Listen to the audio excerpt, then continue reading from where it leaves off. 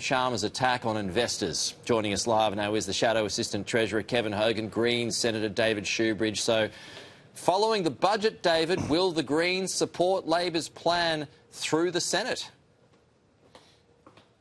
Well, you know, we're obviously still having that discussion as a party room, but, you know, when you have a look at what's on the table here, we've got a national housing crisis and young people can't afford a home, people are couch surfing, people are wondering if they'll ever be able to afford a home. The typical Australian home is now 8 times more than what the typical Australian wage is, and in towns like Sydney, you know, my hometown, it's even more. And we've just having some economists arguing this morning, I was seeing, about whether or not these changes that Labor's brought forward are going to change housing prices by 0% or 1% or 3%, or there's one outlier who says that over decades it might be 5%. You know, this is not a set of reforms that is going to come anywhere near meeting the challenge. If you really want to meet the intergenerational equity challenge, we should be building hundreds of thousands of public homes, and that's just a total miss. And that probably explains why economists are saying with this package, rents are likely to go up as a result of Labor's package. So look, we're looking closely at it, but we're not falling for the spin that this is some kind of major intergenerational equity reform. It just simply isn't. Those who have got it, keep it under Labor's reforms. Everything is grandfathered. And, you know, we're looking at it pretty closely. OK. Is it necessary to go after shareholders and the share market?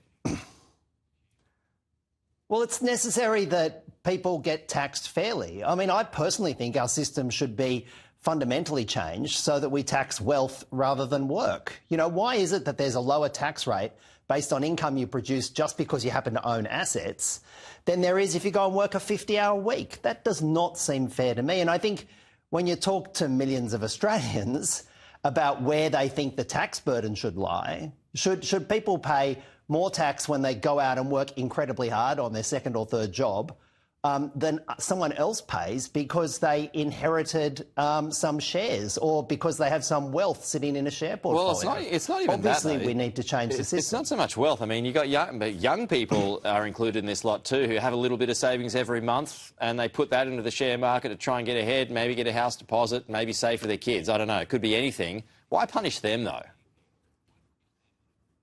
Well, what we need to look at is where the overall tax burden is lying, right? And when it comes to taxing wealth and shares wealth, it's overwhelmingly wealth held by much older Australians who have substantially more wealth. I mean, we're seeing our wealth skewed so that, you know, an obscene amount of our national wealth is held by the top 1% of people in this country. And that's obviously where the tax burden needs to lie, not on some nurse or some doctor or someone going and working, you know, waiting in a restaurant who are paying more tax on their wages than somebody who's sitting there watching their share portfolio grow. That is just not fair. And we need to do far more than what this government is doing to make our system actually tax wealth, not work. Let's bring you in, Kevin. What do you make of all of that?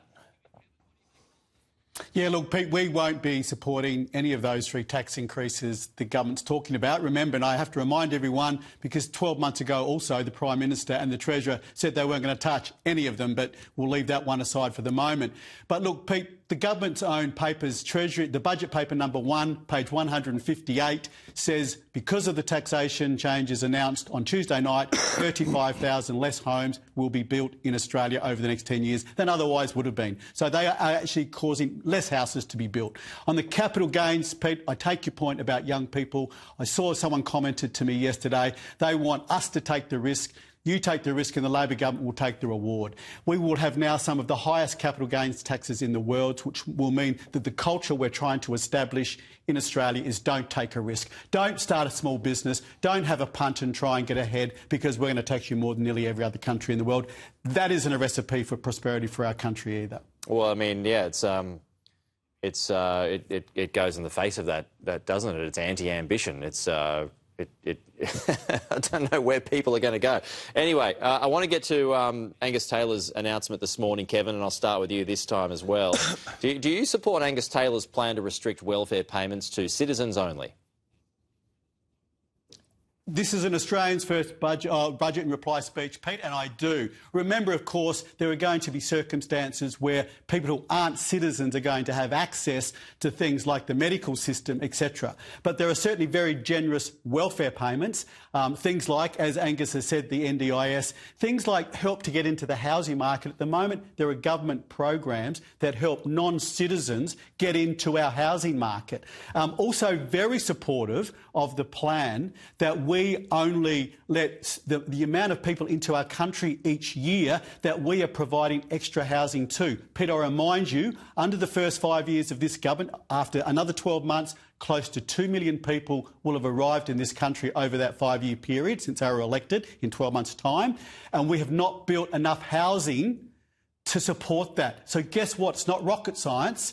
We have housing prices going up and rents going up. Certainly support that equation as well. David, what are your thoughts on this? It'll form part of Angus Taylor's budget reply tonight, but what are your thoughts on this particular point? Well, Angus Taylor clearly has Pauline Hanson living rent-free in his head. Like, this is an extraordinarily, I think, unprecedented move from someone who pretends they want to be the alternative government.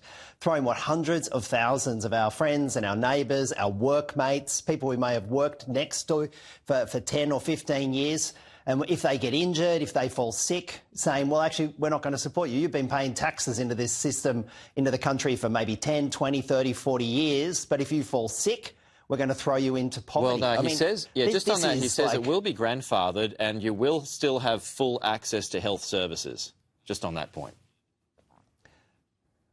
Well, I mean, what is his plan for Australia? Is his plan for Australia that our friends and our neighbours and our workmates have sort of unequal rights based upon whether or not they're technically a citizen or technically permanent resident? I want to be clear, permanent residents have been critical and remain critical to building our country.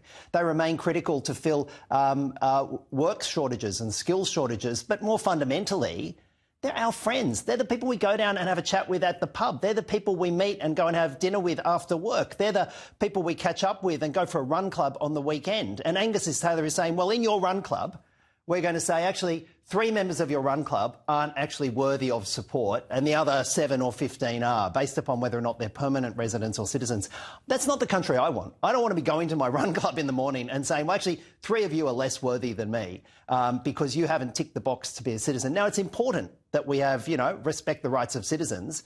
And remember, this is the same bloke who wants to prevent citizens having the right to return to this country.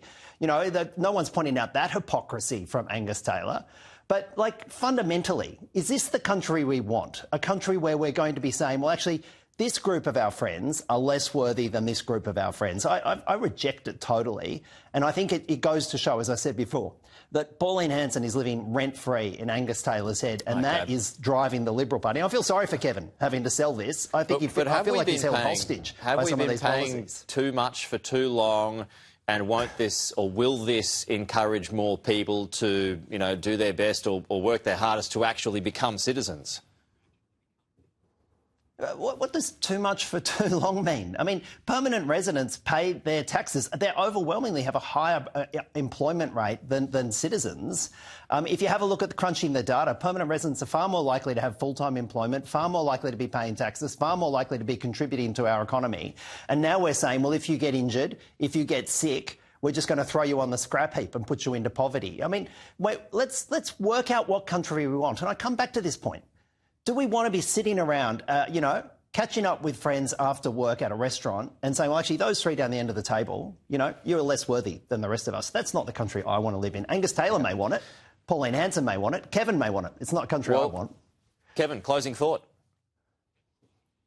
Well, Pete, I very much support this. As I say, this is an Australian's first budget. Dave's been a bit selective in what he's saying here. These people will still have, every person will have access to our health system. Every person will have access to certain benefits. Every person who's working legally will have access to occupational health safety and insurance schemes, etc. But there are certain welfare programs that we want just for Australian citizens, like the NDIS and like others. And I think that's very fair. But what I'm also interested in is David and the Labor government's answer to our our solution to housing, that we bring in as many people as we are prepared and can house. Because this government, along with the Greens support over the last in a year's time, 5 years, will have brought in 2 million people, and we haven't been able to house them. So we want to link immigration to housing, because we do not want this to be put, as David said earlier, out of the reach of young people. And I'd like their answer to that.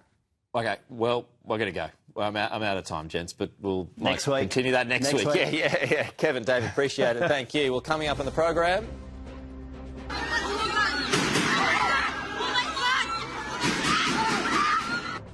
The Philippines Parliament set into lockdown as gunshots are fired in the government building.